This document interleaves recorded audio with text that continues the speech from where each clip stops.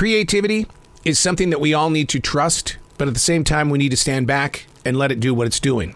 Because creativity can injure you, will injure you, has injured you. The thing to do is to believe in you first and just understand that creativity is an addiction. It is. Unplugged because we will always say yes to creativity. Totally uncut because we all make mistakes. So turn it into a tool. This is Arroe Unplugged. I'm not really sure I know what I want to write about today. The confusion has been caused by a nation stuck on delivering old ways by way of changing the clock. Gaining an extra hour of sleep. It meant absolutely nothing to those that stood with me yesterday. I mean, by 6 p.m., all involved were dragging some serious ass tail. Changing the clock screws up the human mind. But I don't see anybody trying to convince the government to change this policy. It's not about the farmers. Benjamin Franklin first introduced the idea of changing the clocks because he wanted to move light.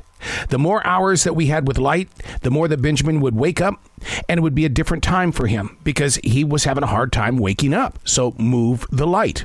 Yet the number one complaint that I heard from people last night was, it's too dark too early. Can you imagine if someone would have suggested move the clock 2 hours? Actually, it was introduced in 1895 in New Zealand. I can't imagine such a change and what it would do to the human soul. I know how I react when the thought of being late enters my system. It's like it freaks me out. So let's go ahead and move the clocks back an hour. And what do you think it's doing to me now? Hey, it's Arroe. This is The Daily Mess, a chronological walk through an everyday world. I am a daily writer that happens to write about junk like this. It is a daily mess, living in the presence of now. And understanding what is in your now is a conversation we can all relate with. This is The Daily Mess. A woman in her years asked me about the ink stains on my fingers yesterday. Well, I openly admit it. I'm a daily writer. I dip, then I put the ink inside the giving tree. She stood there looking at me. Well, what do you write about? Spiritual things? To which I replied, well, it depends on what the universe wants me to have that day. Then what do you write about? She brought to the conversation. I simply smiled and said, I write about everything, all things, and that means subjects that I should never be touching. But I do, and I learn from new things. She paused. Her maskless face became warm with thought. She took a moment to think a little bit more, then finally spoke. I didn't think anyone took the time to physically write anymore. And you use ink, as in like an inkwell, over a ballpoint pen. Being a writer is such a secret walk for so many people, to which I don't understand, for it endlessly fuels the imagination with real people just like this woman, trying to digest something that seems so abnormal to her. And yet, it feels so comfortable being a writer.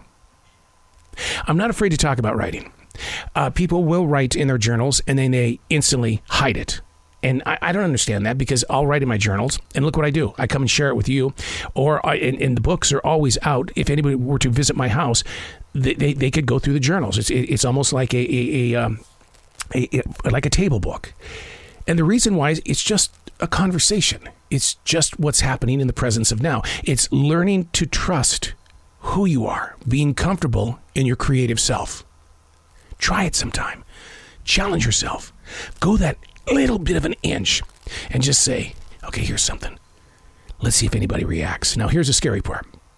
If you put something out there expecting someone to react to it and they don't, that's a good way to get blistered too. You don't want to do that. Just let it happen naturally. A woman in her years asked me about the ink stains on my fingers. I openly admitted, I'm a daily writer. It's fun to say that. I'm Arroe, and that's The Daily Mess.